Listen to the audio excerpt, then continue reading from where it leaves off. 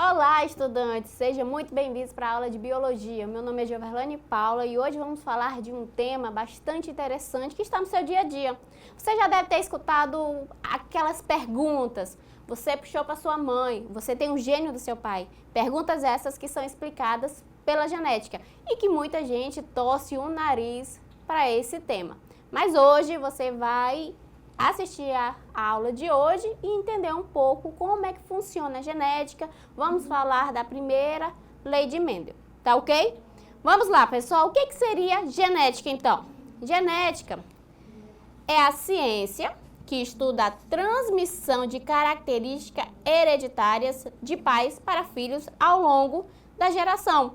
Pensa assim, é como se fosse um manual de instrução que está inserido dentro das suas células, tá? Escrito numa linguagem chamada de DNA. Mas antes de a gente começar a falar de genética, a gente tem que conhecer os conceitos básicos. Que conceitos são esses? Temos os conceitos, pessoal, chamado de gene. Olha só. Para conhecer um pouco mais sobre a genética, é importante saber alguns conceitos principais. Gene é o primeiro deles. Olha só. Ele é um trecho do DNA que contém a informação para produzir uma proteína ou para controlar alguma função no nosso organismo. Então, gene é o que vai dar a instrução para fazer uma proteína ou controlar uma função dele. Olha só essa imagem. A gente tem um gene, tá certo? Que vem de um trecho de um DNA. É aqui que vai ter a informação para produzir uma proteína. Por exemplo, temos o polipeptídeo. Nessa proteína, ele vai se expressar na manifestação aí do olho, né, da cor do olho. Então, o gene é isso, é um trecho do DNA que vai ter informação para produzir uma proteína ou então mesmo para controlar uma função do organismo. Outro exemplo, o gene ele é capaz de produzir uma proteína para ver se você vai ter muito ou pouco melanina, que é a cor da pele, tá certo? Então, esse é o conceito de gene. Próximo conceito importante que a gente vai ver é locus gênico, pessoal. No plural, loci. Olha só. Locus gênico é o local exato do cromossomo onde se localiza um gene. Olha só essa imagem. Isso aqui é um locus gênico. Local definido, ocupado pelo gene no cromossomo. Já os genes alelos, genes de um mesmo par, olha só, que ocupam o mesmo locus em cromossomos homólogos. Pessoal, esse aqui é um cromossomo, tá? Esses dois aqui são cromossomos homólogos. Um herdado do pai e o outro herdado da mãe. Esse alelo, ele vai ocupar o quê? Um locus gênico. Uma mesma característica, por exemplo, a gente tem uma característica de um tipo de cabelo. Teu pai tem um cabelo liso e a tua mãe tem um cabelo, por exemplo, cacheado, tá certo? Então, esses aqui vão ocupar um locus gênico, genes alelos. Pode ser iguais, pode ser diferentes, tá? E pode ser pequenininho assim também, que a gente vai entender como é que se dá a nomenclatura. Então, observação, genes alelos nem sempre são iguais. Eles podem diferir uns dos outros devido a processos mutacionais. Tá ok? Próximo conceito, temos o gene dominante. Olha só, possui maior expressividade, representado pelas letras maiúsculas, azão, bezão, cezão, entre outros. E temos o gene recessivo, possui menor expressividade, representado por letras minúsculas, Azinho, Bzinho, Czinho, entre outros, tá? Então, esses aí são uns conceitos bastante importantes para vocês aprenderem. Com isso, a gente entra na parte do homozigoto, conhecido também como puro, pessoal. Indivíduos que apresentam dois genes alelos iguais. Olha aqui, ó. Isso aqui são dois genes alelos iguais. Quando eles estão iguais, azão e azão, eu estou falando de um homozigoto dominante. Quando estão em azinho, azinho, eu estou falando de homozigoto recessivo. Ah, professora, e quando estão em azão e azinho, qual é a nomenclatura que a gente recebe? recebe o nome de heterozigoto ou híbrido. Para quem não sabe, híbrido, pessoal, é misturado. Que quer dizer o quê? Indivíduos que apresentam 2 genes alelos diferentes para a determinação de uma característica, azão, azinho, que dá o nome de heterozigoto, tá? Então, em heterozigose, o gene dominante impede a expressão do gene recessivo. Dessa maneira, o gene recessivo só expressará quando for homozigoto recessivo.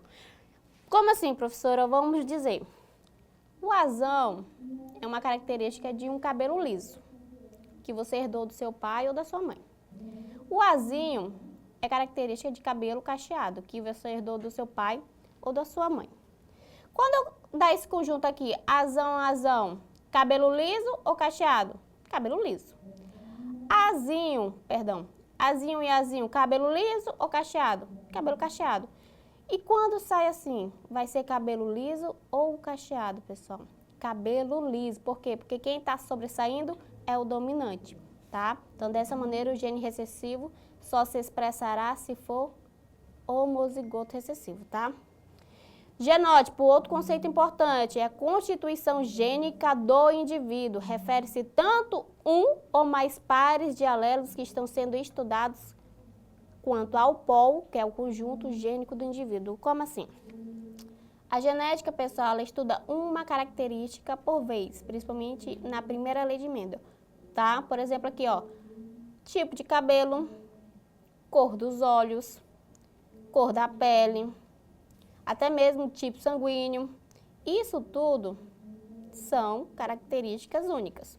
Só que quando estudadas juntas, estamos estudando o polo, o conjunto gênico, né, o completo do indivíduo aí.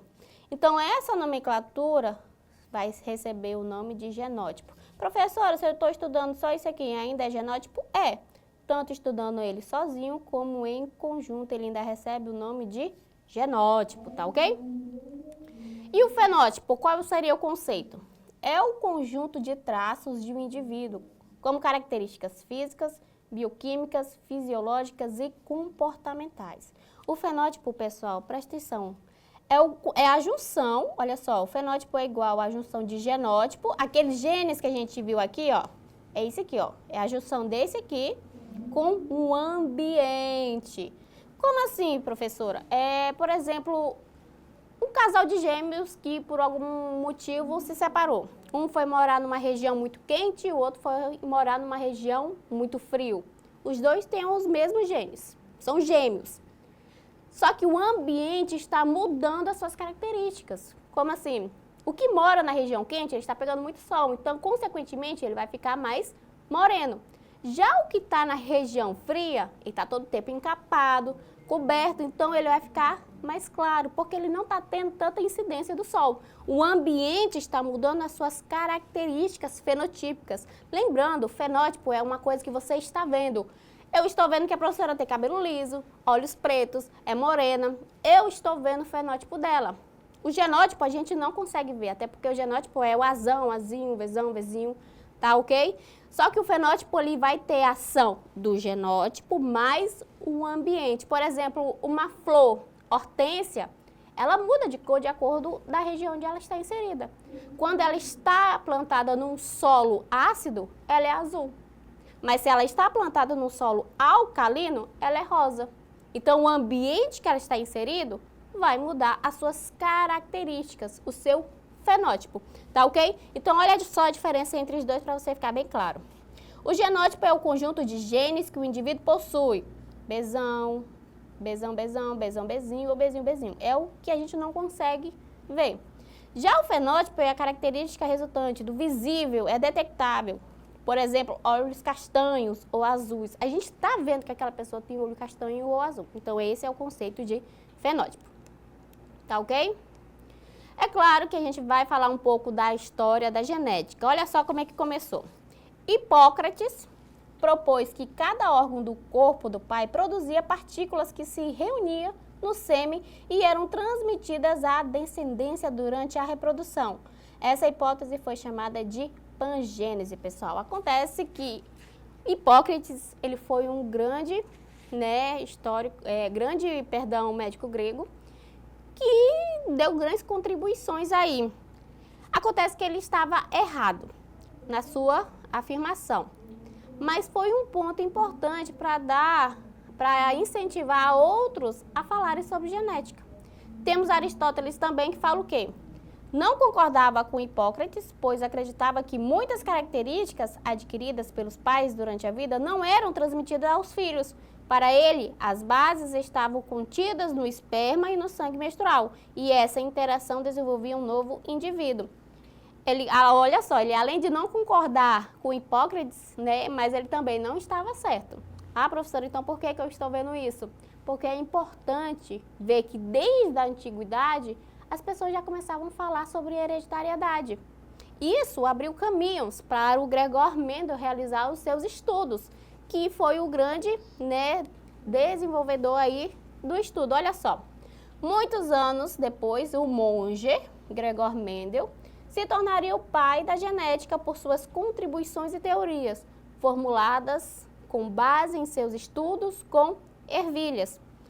Em 1866, Gregor Mendel publica o estudo sobre hereditariedade em um mosteiro na Áustria, inicialmente ignorado pela comunidade científica. Por que ele foi ignorado, pessoal?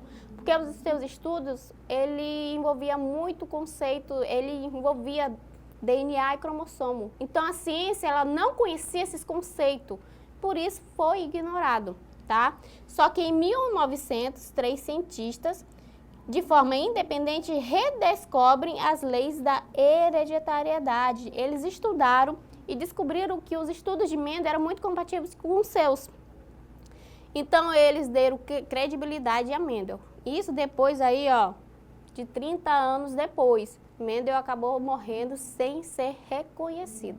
Mas aí esses pesquisadores estudaram, viram que o trabalho de Mendel era verdade e a ciência fez aí o seu reconhecimento, tá ok?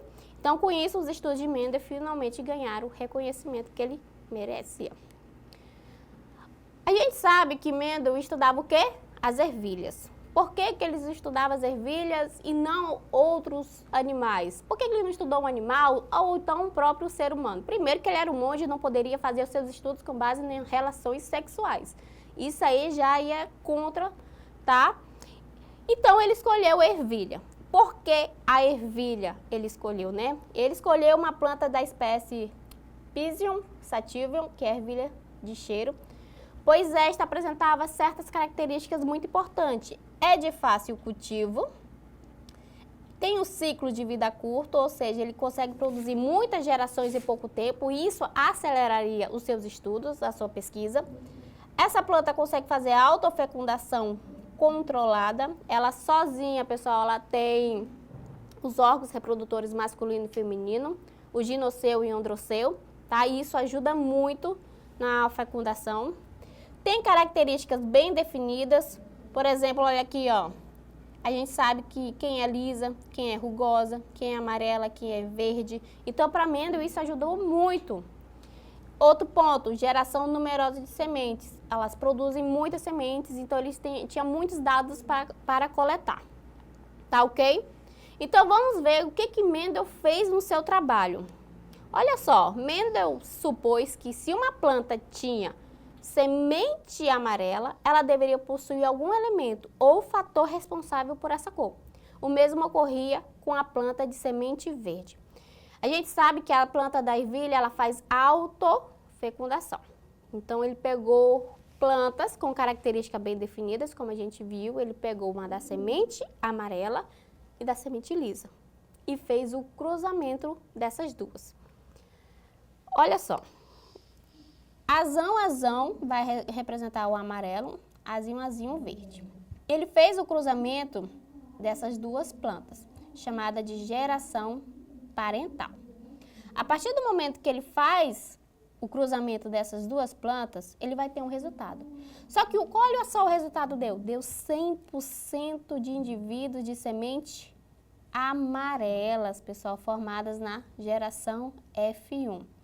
Então, azão com azinho vai dar azão, azão com azinho vai dar azão, azão com azinho vai dar azão, azão com azinho vai dar azãozinho. É desse jeito, tá, pessoal, que faz. Então, deu 100% amarelo. Então, cadê a verde? Onde foi parar? Beleza. Com isso, ele pegou essas sementes e fez, e deixou lá, e ela sozinha fez a autofecundação. Então, o que que ele fez? Ele pegou azão com azão, azão com azinho, azinho com azão e azinho com azinho. E ele teve e obteve resultados. Esse aqui é o quadro de Pinet. Isso ajuda muito para quem, né, está iniciando. Ou pode fazer desse jeito como na primeira vez eu fiz. Olha só o resultado. O que que deu? Azão, olha só, tá aqui. Com azinho, tá aqui também.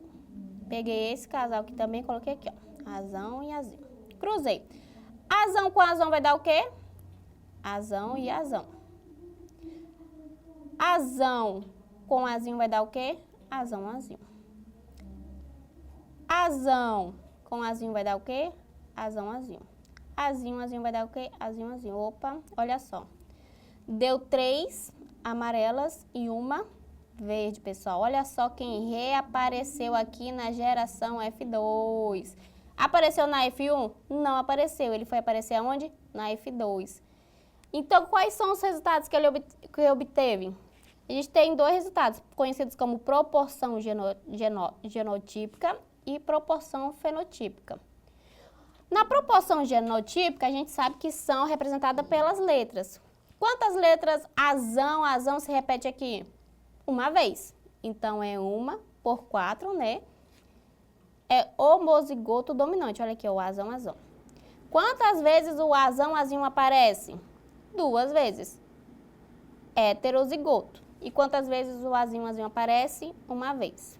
Homozigoto recessivo. Azinho, azinho. Isso equivale a 1 por 2 por 1. Tá ok? Já a proporção fenotípica, que é o que eu estou vendo, que eu estou conseguindo separar, é o quê?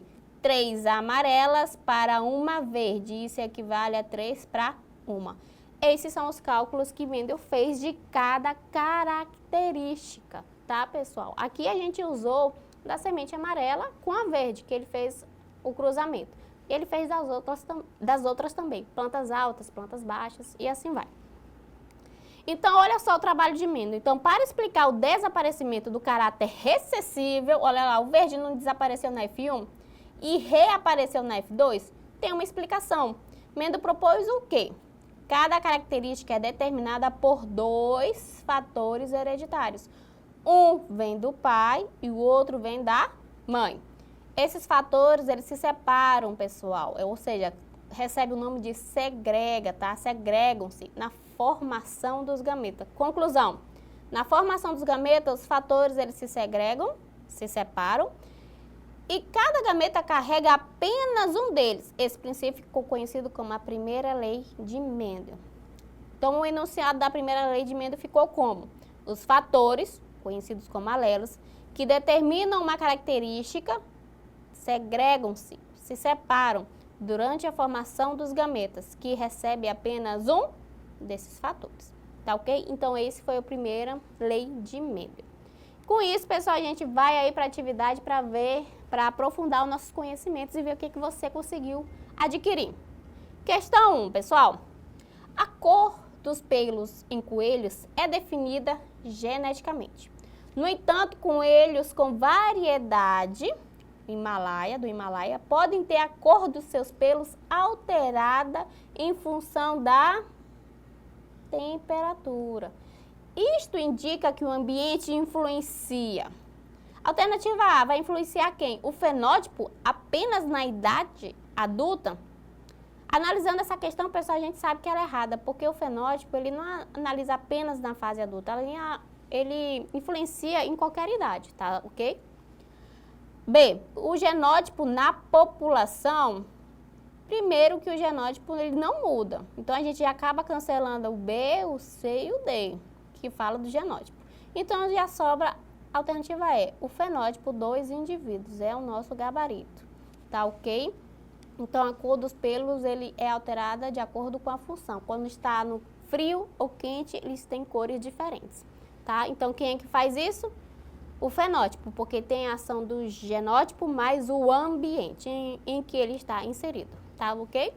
Questão 2, pessoal. Com relação à primeira lei de Mendel, analise as proporções abaixo. Olha só, vamos ver qual que está certa e qual que está errada. Questão, a alternativa 1. Cada característica de um organismo é condicionada por 2 fatores, genes alelos, um proveniente do pai e outro da mãe. Essa afirmação está correta? Está correta, tá? Sim, eles vêm, a gente tem os alelos que vêm do pai e outro da mãe. A gente falou disso. 2. Os 2 fatores do par ou alelo são transmitidos para cada gameta no momento da sua formação? Não, pessoal, os 2 fatores ao mesmo tempo não, tá? 3. Com a união dos gametas na fecundação, o par de alelos para cada característica é reconstituído? Sim, na hora da fecundação, o gameta do pai e o da mãe se encontram e juntam os bilhetes, né, que a gente pegou aí do pai e da mãe para formar um novo ser. 4. No momento da formação dos gametas, os alelos eles se separam indo apenas por um par de gametas? Sim, pessoal. E o 5, um alelo do pai é transmitido dependente da sua manifestação? Não, tá, pessoal? Essa aqui é a questão errada. Por quê? A gente viu que o azão, ele tem dominância? Tem dominância, mas o azinho, ele tem a sua vez, sim. Inclusive, nós, seres humanos, a gente tem 5 dedos na mão graças ao alelo recessivo. Tá? Então, ele tem a mesma chance de aparecer do que o alelo dominante, tá? Então, as corretas estão A1, A3 e A4, que é o nosso gabarito, tá ok? Com isso, a gente entra no resumo para a gente fechar a nossa aula de hoje. Olha só o que a gente viu. A gente viu que o que é genética? A genética é a área da biologia responsável pelo estudo da transmissão do material genético e do modo de ação desses genes ao longo das gerações. Ela estuda os conceitos de hereditariedade, as heranças que são passadas para os nossos descendentes. Então, Hipócrates foi o primeiro polímata, a estudar sobre essa área de que há registros históricos. Gregor Mendel é conhecido como o pai da genética, porque os seus estudos deram, de fato, os primeiros passos para o entendimento da área. E o que fala a primeira lei de Mendel? Segregação dos fatores, é a separação dos fatores. Cada característica é controlada por 2 fatores, um do pai e um da mãe, tá? Que hoje são chamados de alelos. Olha só, um herdado do pai e outro da mãe. Esses fatores, eles se separam na formação dos gametas, que recebe apenas um deles. Tá? Essa é a primeira lei de Mendel. Pessoal, essa foi a primeira parte de genética. Na próxima aula a gente vai dar continuidade, tá? Falando ainda sobre genética básica, parte 2. Tá ok? Espero que vocês tenham entendido a aula de hoje. A gente se encontra na próxima aula e tchau, tchau.